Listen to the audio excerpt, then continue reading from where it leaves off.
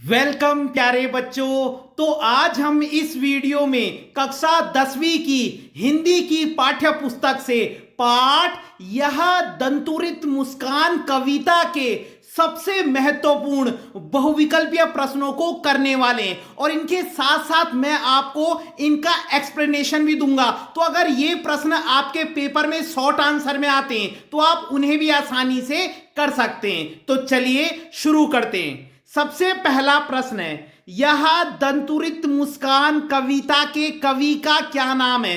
तो जब भी बात एमसीक्यू प्रश्नों की आती है तो हमेशा सबसे पहले हमें उसके राइटर का नाम पता होना चाहिए या पोएट का नाम पता होना चाहिए। तो यह दंतुरित मुस्कान कविता के कवि का नाम नागार्जुन है। ठीक है, यह दंतुरित मुस्कान कविता के कवि का नाम नागार्जुन है। अगला प्रश्न है, कवि ने बच्चे की मुस्कान को दंतुरित कहा है क्योंकि उसका मुख छोटे छोटे सुंदर दांतों से सुशोभित है। देखिए क्या होता है, जब किसी छोटे बच्चे के नए नए दांत आने लगते हैं, ठीक है, तो उसकी जो मुस्कान होती है, जो स्माइल होती है, वो बहुत ही सुंदर लगती है और कहा गया है कि वो किसी पत्थर इंसान के दिल को भी पिघला सकती है। यहां पे पत्थर इंसान दिल का मतलब है जो कठोर हृदय वाला व्यक्ति होता है, यानी छोटे बच्चे की मुस्कान को देखकर कठोर हृदय वाला व्यक्ति भी पिघल जाता है। क्लियर हो गया। तो इसमें कवि ने बताया है कि छोटे बच्चे की जो मुस्कान है, उसके नए नए दांत आए हैं, छोटे छोटे दांत आए हैं और उसकी मुस्कान को देखकर लोगों के दिल में क्या क्या भावनाएं क्या है उत्पन्न होती है, उन सब का वर्णन इस कविता में। अगला प्रश्न है, कवि को बच्चे की मुस्कान कैसी लगी, मृतक में भी जान डालने वाली।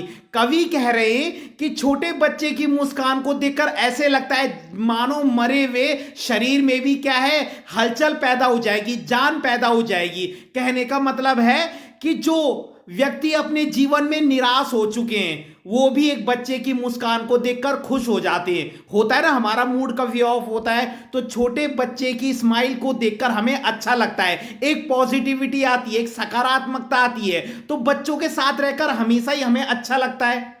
बच्चे के धूल से सने हुए अंग कवि को कैसे लगते हैं, कमल के समान। तो बच्चे के जो धूल से सने हुए जो अंग हैं, जब बच्चा धूल मिट्टी में खेलता है तो उसका शरीर जो है, उसके शरीर के जो अंग होते हैं, बॉडी पार्ट जो होते हैं, वो धूल में क्या हो जाते हैं, सन जाते हैं। तो कवि को वो कमल के समान लग रहे हैं। कवि को बच्चे का स्पर्श करके क्या अनुभूति हुई। जब कवि ने बच्चे को छुआ, स्पर्श करना माने होता है टच करना, तो उसको कैसी अनुभूति हुई, जैसे शैफालिका के फूल झरने लगे, बहुत सॉफ्ट होते हैं। तो जैसे कवि बच्चे को टच करता है तो उससे लगता है कि शैफालिका के फूल झड़ रहे हैं। बहुत इंपॉर्टेंट क्वेश्चन है, शैफालिका के फूल भी बहुत सॉफ्ट होते हैं। कवि ने किसे धन्य कहा है। कवि ने बच्चे और मां दोनों को धन्य कहा है। कवि ने कहा है कि बच्चा और उसकी मां धन्य है। मां बच्चे को क्या कराती रही, मधुपर्क। ठीक है, मधुपर्क क्या होता है, देखिए मधुपर्क होता है, आपने देखा होगा, दूध दही घी शहद और जल के मिश्रण से बना पदार्थ। जैसे पूजा वगैरह भी होती है ना, तो हम क्या करते हैं, दूध दही घी शहद और जल को मिला देते हैं, तो उसे मधुपर्क कहते हैं। तो कवि कह रहा है कि जब बच्चा मां की उंगलियों को क्या है अपने मुंह में डालता है तो बच्चे को मधुपर्क के जैसा आनंद आता है, क्योंकि मां बच्चे से बहुत प्रेम करती है। ठीक है, तो यहां पर वात्सल्य का वर्णन हुआ है। तो कह रहे हैं कि मां की जो उंगलियां होती हैं उसमें बच्चे को मधुपर्क के जैसा आनंद मिलता है। आंखें चार होना का अर्थ है आंखें मिलना।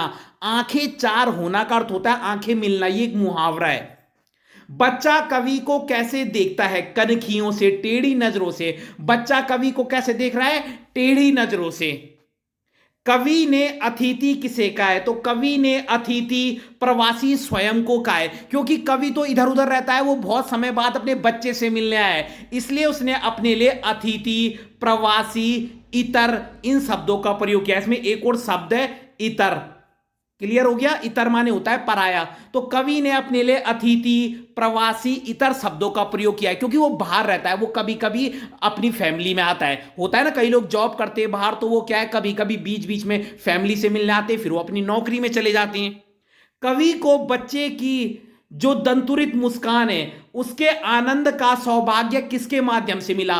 तो बच्चे की माता के द्वारा। देखिए, पिताजी को बच्चे से कौन मिलाता है? माँ ही तो मिलाती है। माँ ही बच्चे को जन्म देती है, उसे इस दुनिया में लाती है। तो जो कवि को जो बच्चे से जो मिलने का आनंद प्राप्त हुआ, एक पिता को अपने पुत्र से जो मिलने का सौभाग्य मिलता है, वो माता के द्वारा मिलता है। कवि को एकटक कौन देख रहा है? शिशु देख रहा है, वही बच्चा, क्योंकि वो बहुत समय बाद देख रहा है कवि को, अपने पिताजी को यहां पर।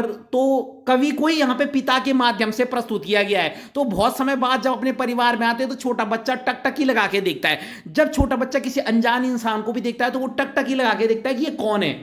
शिशु की प्रथम गुरु कौन होती है? ये हम सबको पता है, उसकी मां होती है।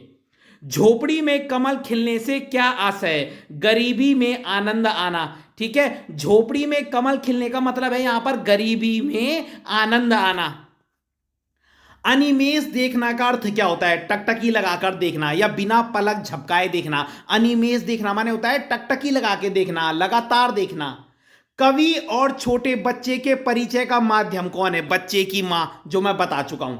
जलजात किसे कहते हैं? तो जलजात कमल को कहते हैं। तो यहां पर कवि ने एक छोटे बच्चे की मुस्कान का वर्णन किया है कि छोटे बच्चे की मुस्कान को देखकर क्या है, एक कठोर हृदय वाला व्यक्ति भी पिघल जाता है ना। ऐसे लगता है जैसे कि किसी मृत शरीर में भी जान आ गई हो। कोई निराश हुआ व्यक्ति है, उसके अंदर भी एक पॉजिटिविटी आ जाती है, एक सकारात्मकता आ जाती है, एक ऊर्जा का संचार होता है। बच्चे की मुस्कान ऐसे ही होती है। और इस कविता में भी कवि ने एक छोटे बच्चे की मुस्कान का ही वर्णन किया है। तो अगर आपको वीडियो पसंद आई हो तो लाइक कीजिएगा, कमेंट कीजिएगा और अपने चैनल को सब्सक्राइब जरूर कीजिएगा। धन्यवाद।